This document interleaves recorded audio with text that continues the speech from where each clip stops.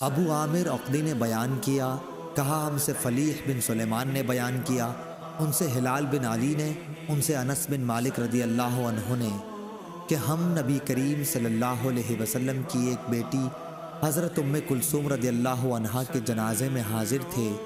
وہ حضرت عثمان غنی رضی اللہ عنہ کی بیوی تھی جن کا 5 ہجری میں انتقال ہوا۔ حضور اکرم صلی اللہ علیہ وسلم قبر پر بیٹھے ہوئے تھے۔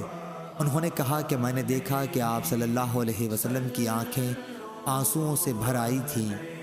حضور صلی اللہ علیہ وسلم نے پوچھا، کیا تم میں کوئی ایسا شخص بھی ہے جو آج کی رات عورت کے پاس نہ گیا ہو؟ اس پر ابو طلحہ رضی اللہ عنہ نے کہا کہ میں ہوں۔ رسول کریم صلی اللہ علیہ وسلم نے فرمایا کہ پھر قبر میں تم اترو۔ چنانچہ وہ ان کی قبر میں اترے۔ صحیح بخاری، حدیث نمبر 1285۔